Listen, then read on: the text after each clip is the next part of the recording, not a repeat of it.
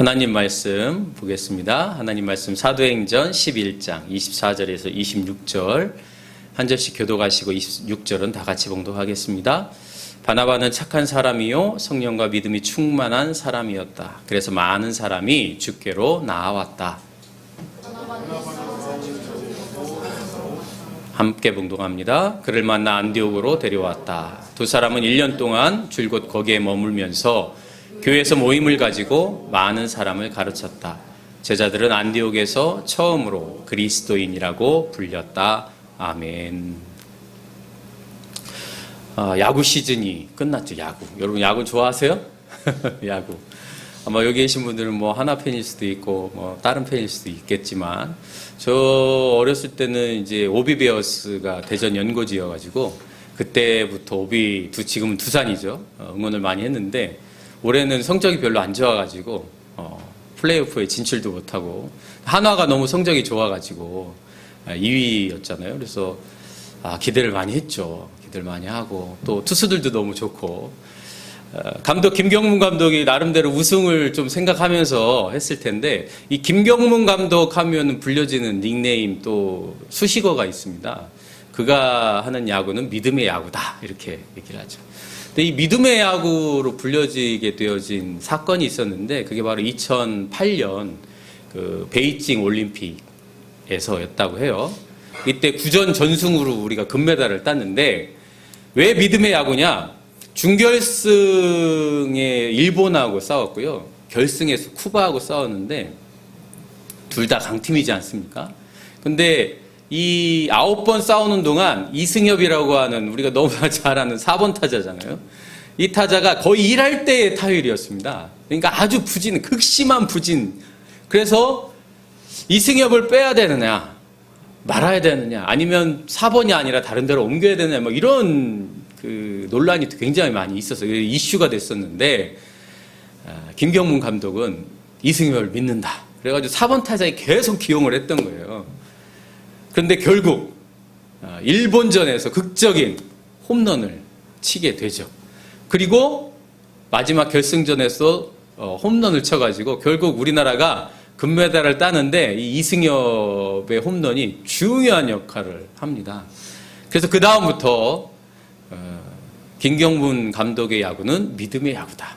선수들을 믿고 그의 기량을 신뢰하고 때로는 잠깐 슬럼프에 빠졌다 하더라도 계속해서 기용하는 정말 성품이 좋은 성격이 참 좋은 그런 감독이죠. 그런데 여러분 믿음의 야구라고 해서 늘 성적이 좋은 결과만 있는 건 아니죠. 이번에 한국 시리즈에서 김경문 감독이 계속 믿음의 야구를 보여줬잖아요. 근데 기사에는 믿음일지 고집일지 뭐 이런 표현이 있어요. 김서현이라고 하는 마무리 투수가 홈런도 맞고 점수도 주고 역전도 당하고 과연 김경문의 감독은 믿음의 야구이냐 고집의 야구이냐 주변 사람 말 듣지 않고 그 선수만 믿는 거 아닌가 오히려 선수에게 부담감을 주는 거 아닌가 뭐 이런 이야기들을 합니다. 어찌됐건 김경문 감독 하면 믿음의 야구 이렇게 수식어가 붙는 거죠. 그런데 이 안디옥이라고 하는 교회에서도 믿음의 사람들에게 수식어가 붙었는데 그게 오늘날 우리가 잘 부르고 늘 알고 있는 그리스도인이라고 하는 겁니다. 그리스도인이라고 하는 이 말이 예수를 따르는 사람들의 수식어라는 거예요. 안디옥이라고 하는 이 지역은 당시 로마에서 3대 도시 중에 하나였습니다. 그 당시에 가장 큰 데는 로마겠죠. 그 다음에는 알렉산드리아라고 하는 도시였습니다. 그 다음에 바로 이 안디옥이라고 하는 도시인데 3대 도시 중에 하나였을 뿐만 아니라 동양으로 가는 관문에 속한 그런 도시였습니다. 그러니까 굉장히 큰 도시였고 유대인들도 많이 살았고 당시에 뭐 인구가 60만, 70만 뭐 이렇게 얘기할 정도니까 지금 2000년 전이니까요. 엄청 큰 도시라고 볼 수 있겠죠. 그런데 그 안디옥에 사는 믿음의 사람들을 바로 그리스도인이다 이렇게 불렀다는 거죠.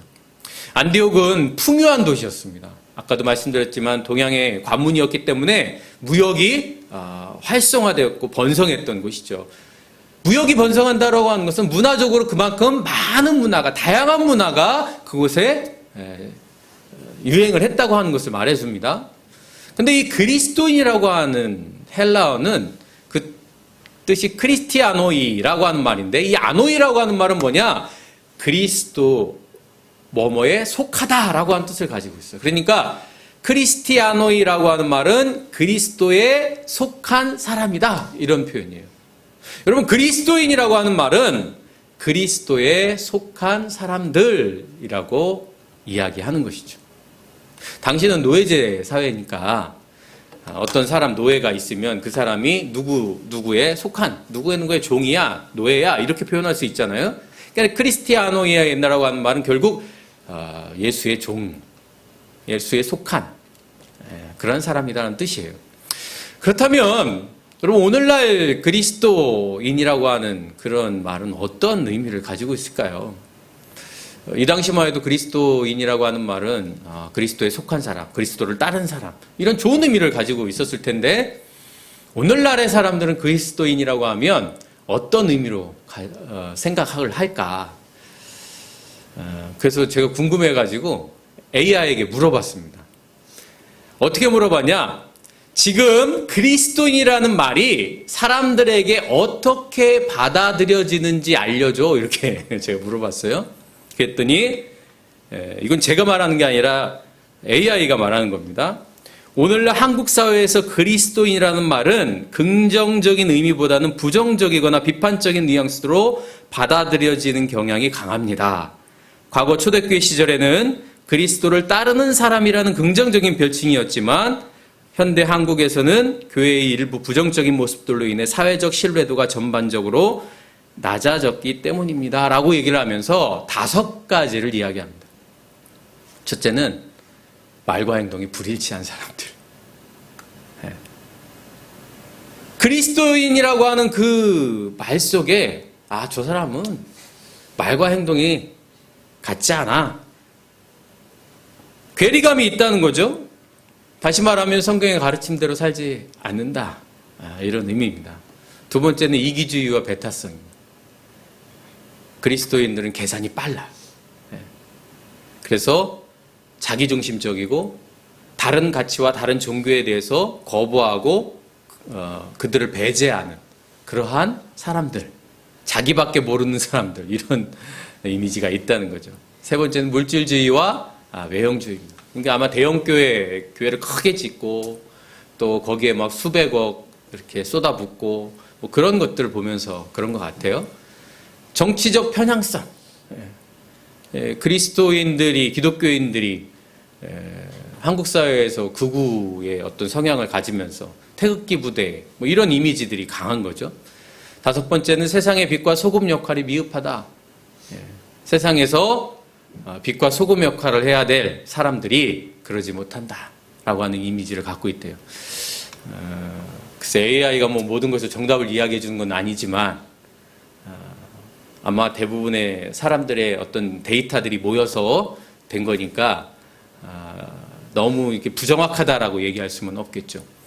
문제는 오늘날 그리스도인이라고 하는 말이 사람들에게 그렇게 긍정적이지 않다라고 하는 겁니다.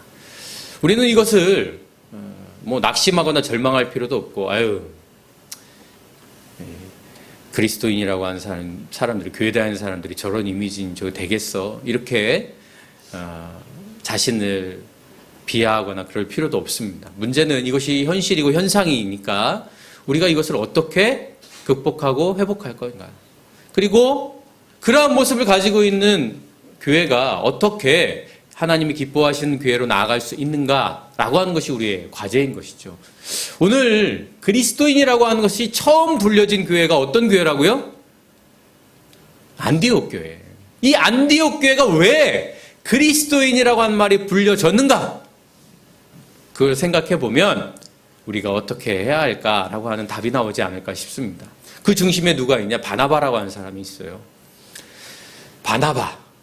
오늘 성경 24절에 보니까 그 사람에 대해서 이렇게 말합니다. 착한 사람이래요. 성령과 믿음이 충만한 사람이랍니다. 그래서 많은 사람이 주께로 나아왔다. 여러분, 그리스도인은 착한 사람이어야 합니다. 여러분, 착하다라고 하는 말이 어떤 의미로 느껴져요? 저 사람 참 착해. 대부분 착하다라고 하면 내 말을 잘 듣는 사람이 착한 사람입니다. 자녀들도 내 말이 잘 듣는 자녀가 착한 아들이고 딸이죠. 내 말을 잘 듣는 사람이 착한 사람이 그게 기준이에요. 그럼 바나바가 착한 사람이라고 하는 게 내 말을 잘 들어서 그런 걸까요? 그렇지 않겠죠. 착하다고 하는 것은 누군가를 도와주는 사람입니다.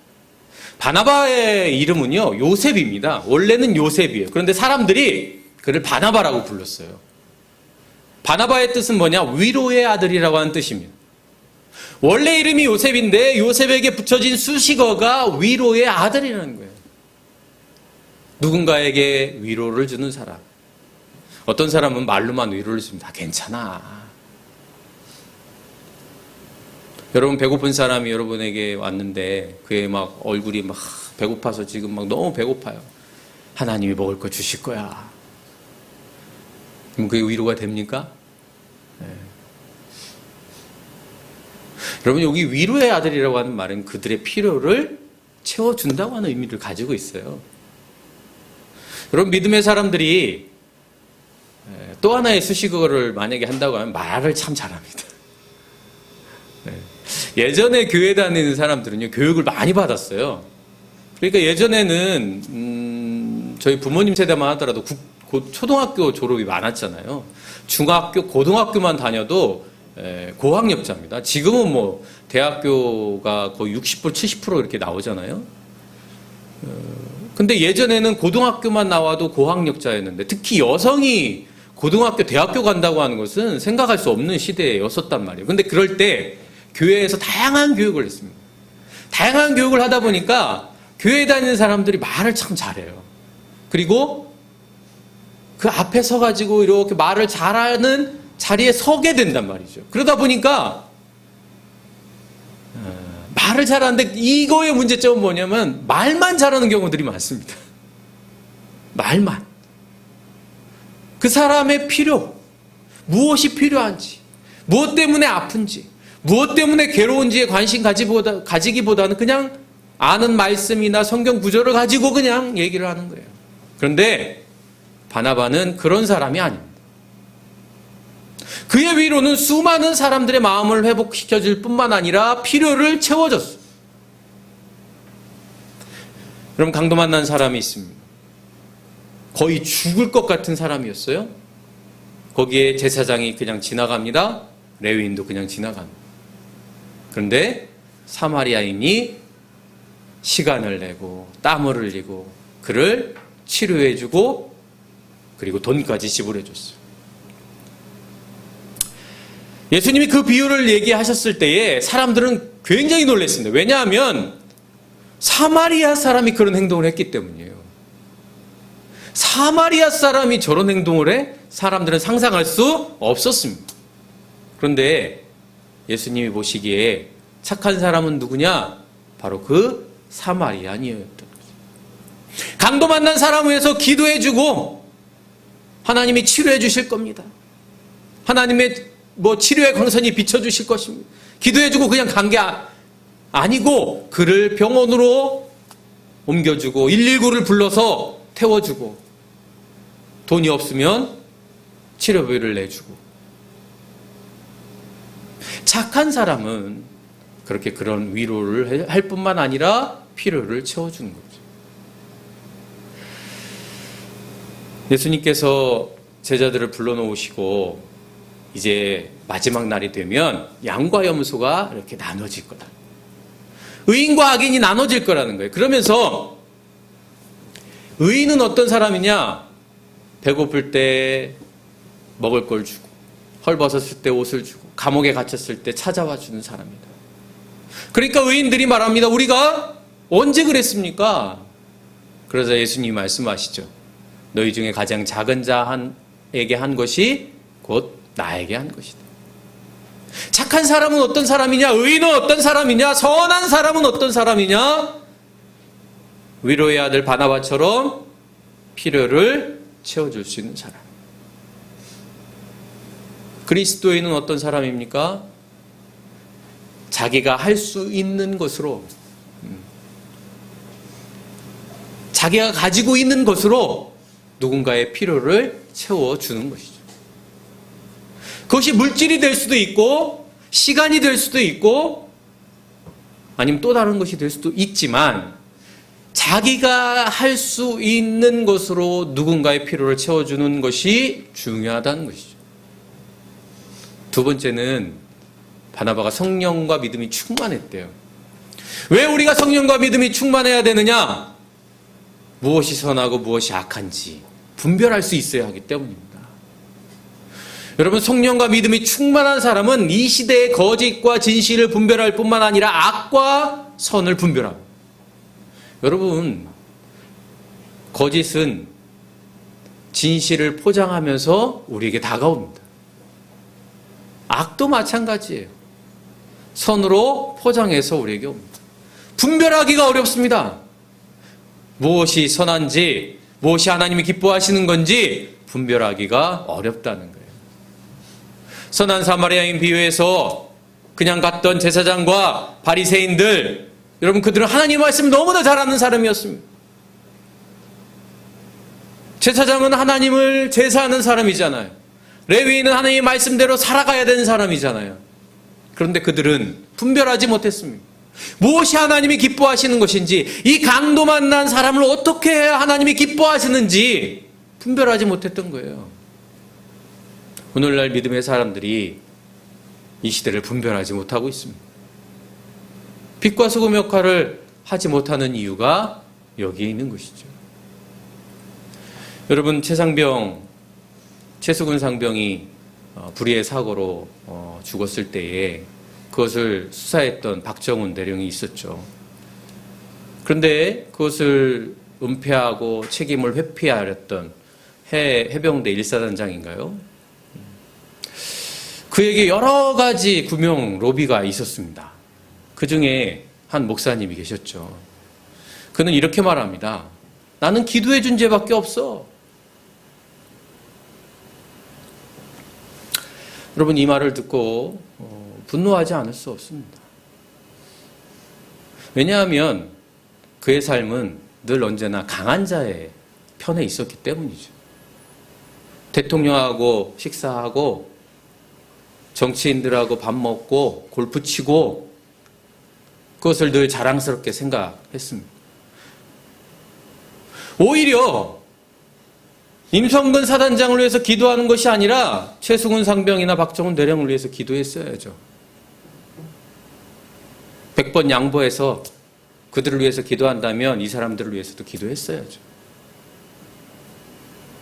늘 사회적으로 성공하고 힘있고 사회적으로 높은 지위에 있는 사람들 편에 서서 그들을 위해서만 기도하는, 나는 기도해 준 죄밖에 없어라고 하는 이 말이 얼마나 창피스러운 말입니다. 부끄러운 말입니다. 분별하지 못하면 우리는 이런 행동을 하고 이런 말들을 하게 되는 것이죠. 사랑하는 나무교회 성도 여러분, 성령과 믿음이 충만하실 수 있기를 바랍니다. 그것이 우리가 이 시대의 그리스도인으로 살아갈 수 있는 방향을 제시해 줍니다. 하나님이 기뻐하시는 것이 무엇인지 알게 해주고 그것을 따라가 살게 하는 것이죠. 바나바가 바로 그런 사람이었다는 거예요.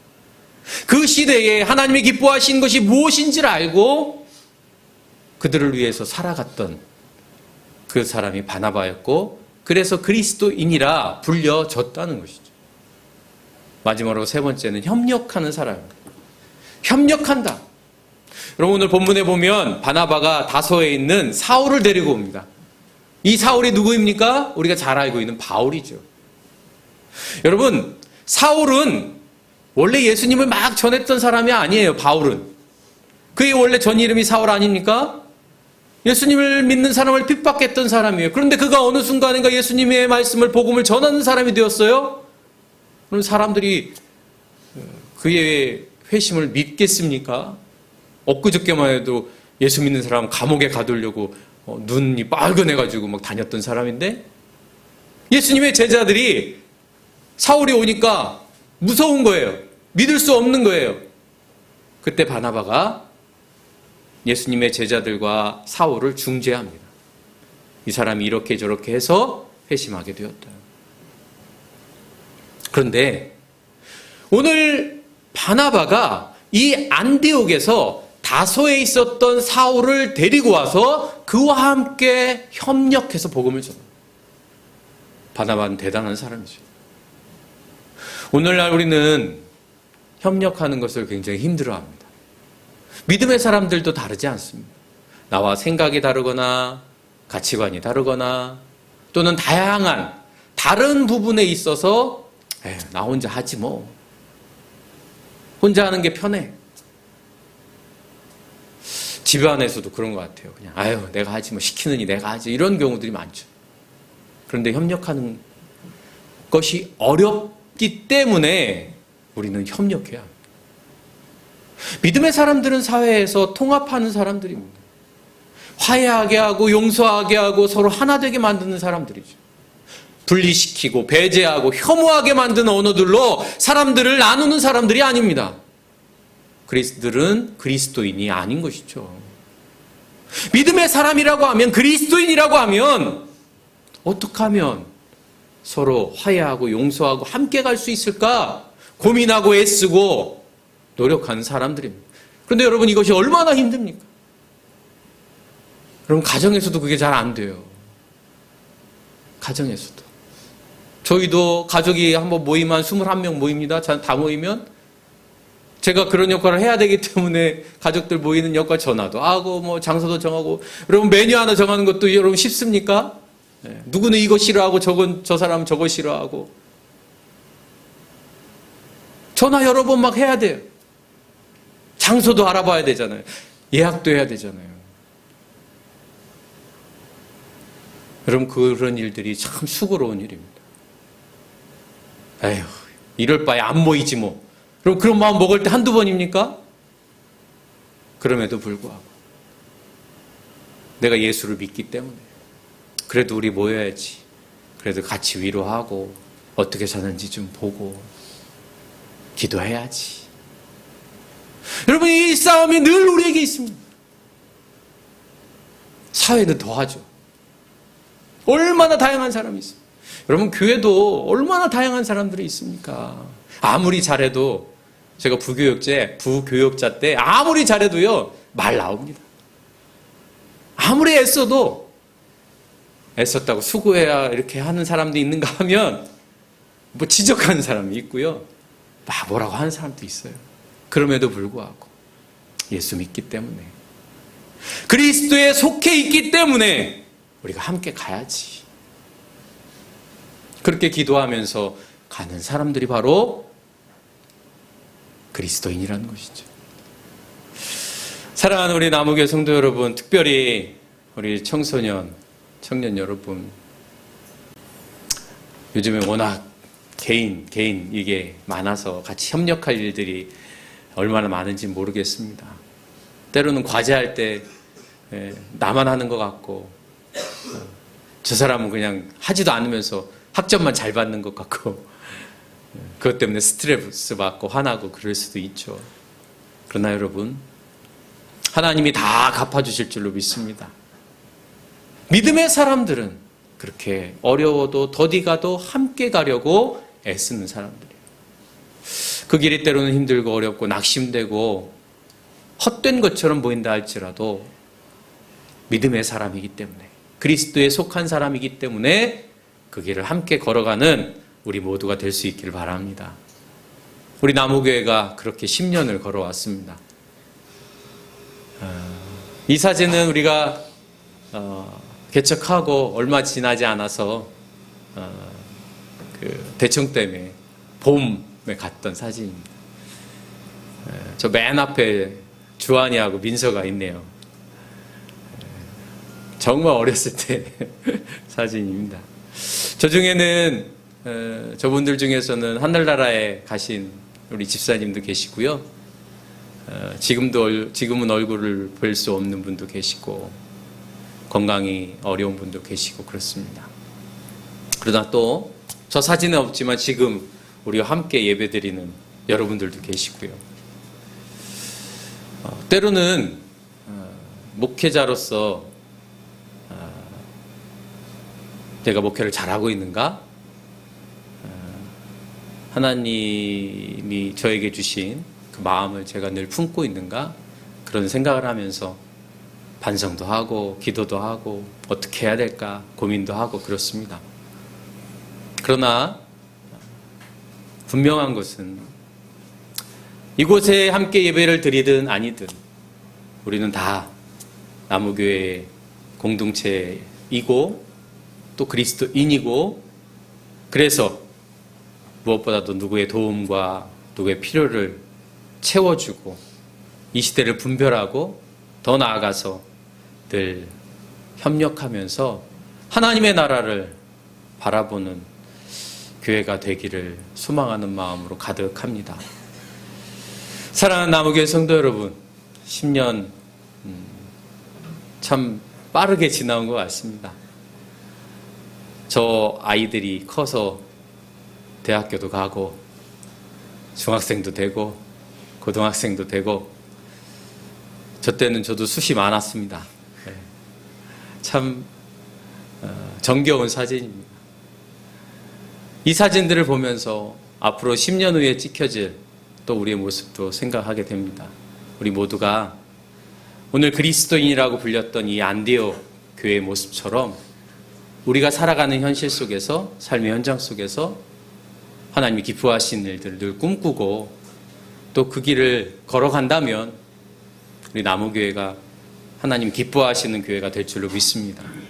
그 길에 저와 여러분이 함께 걸어가고 또 동행하고 함께 기도하면서 함께 갈 수 있기를 간절히 바랍니다. 기도하겠습니다.